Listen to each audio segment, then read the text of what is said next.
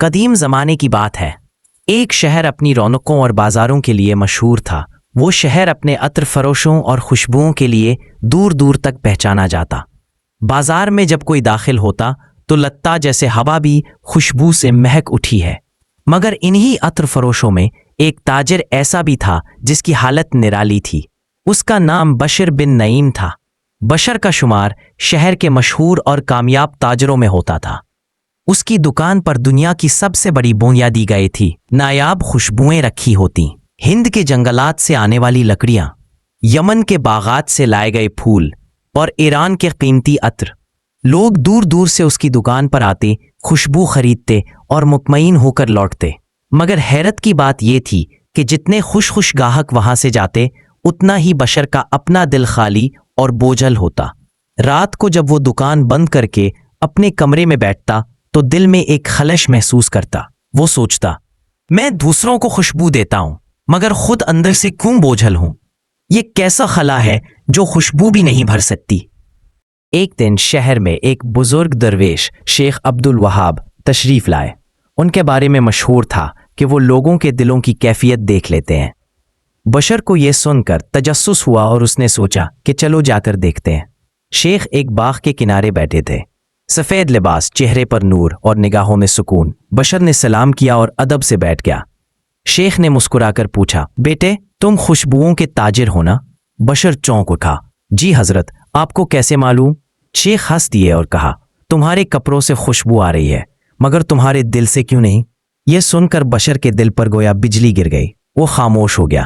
کچھ دیر بعد آہستہ سے بولا، حضرت دل سے خوشبو کیسے نکل سکتی ہے؟ خوشبو تو پھولوں اور عطر سے آتی ہے۔ شیخ نے نگاہیں اٹھا کر آسمان کی طرف دیکھا اور بولے، نہیں بیٹے، دل کی بھی خوشبو ہوتی ہے۔ اگر دل میں خلوص ہو، محبت ہو، خدمت ہو تو انسان کے الفاظ، اعمال اور چہرے سے ایسی خوشبو نکلتی ہے جو زمانے تک قائم رہتی ہے۔ یہ بات سن کر بشر کے آنسو نکل آئے۔ وہ بولا، حضرت میں نے ساری زندگی دوسروں کو عطر بیچا، خوشبو بیچی، لیکن میرے اپنے دل میں کبھی سکون اور خوشبو نہیں آئی۔ میں نے دولت کمائی، شہرت پائی، مگر دل خالی رہا۔ شیخ نے نرمی سے کہا، بیٹے تم نے خوشبو کو جسم تک محدود رکھا، دل تک نہیں پہنچایا۔ اب اپنے دل کو خدا کی یاد اور مخلوق کی خدمت سے معطر کرو، یہ خوشبو کبھی ختم نہیں ہوگی۔ بشر نے ادب سے سر جھکا لیا۔ یہ الفاظ اس کی روح میں اتر گئے۔ اگلے دن سے بشر کی زندگی بدلنے لگی۔ اب وہ صرف نفع کمانے والا تاجر نہیں رہا بلکہ خدمت کرنے والا انسان بننے لگا۔ وہ یتیم بچوں کے کپڑوں پر عطر لگاتا تاکہ وہ بھی خوشبو محسوس کریں۔ مسکینوں کو وہ عطر مفت دیتا، بیماروں کے پاس جا کر خوشبو لگاتا اور ان کے بستر کی ہوا کو نرم کرتا۔ آہستہ آہستہ لوگ کہنے لگے، بشر کی دکان سے خوشبو ضرور ملتی ہے مگر اس کے دل کی خوشبو زیادہ قیمتی ہے۔ مگر اصل کہانی یہاں سے شروع ہوتی ہے۔ جب انسان نیکی کی طرف قدم بڑھاتا ہے تو آزمائشیں بھی بڑھتی ہیں۔ بشر کا ایک پرانا حریف تاجر حکیم بن سراج اس کی مقبولیت سے جلنے لگا۔ وہ لوگوں میں افواہیں پھیلانے لگا کہ بشر دکھاوا کرتا ہے، اس کا مقصد نیک نہیں بلکہ شہرت ہے۔ یہ باتیں بشر تک پہنچی تو اس کا دل ٹوٹنے لگا۔ وہ سوچنے لگا، میں تو خلوص کے ساتھ خدمت کر رہا ہوں، پھر مجھ پر الزام کیوں؟ اسی پریشانی میں وہ دوبارہ شیخ کے پاس گیا۔ شیخ نے اسے دیکھ کر فرمایا، بیٹے یہ یاد رکھو کہ اگر خوشبو اصلی ہو تو زمانہ چاہے جتنا بھی دھول ڈالے، خوشبو دبائی نہیں جا سکتی۔ یہ جملہ بشر کے لیے حوصلہ بن گیا۔ اس نے خدمت جاری رکھی۔ وقت گزرتا گیا۔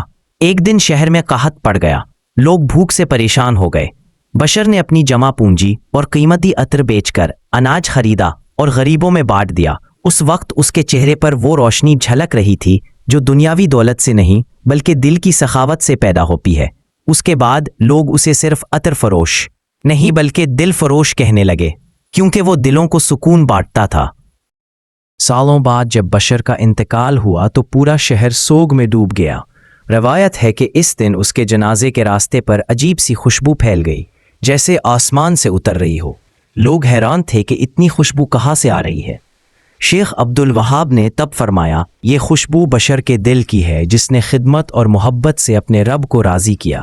یہی خوشبو ہے جو موت کے بعد بھی باقی رہتی ہے۔ اصل خوشبو وہ نہیں جو عطر اور پھولوں سے ملے، بلکہ وہ ہے جو انسان کے دل سے نکلے۔ نیت کی خوشبو، खिदमत की खुशबू, मोहब्बत की खुशबू, यही वो खुशबू है जो सदियों तक कायम रहती है।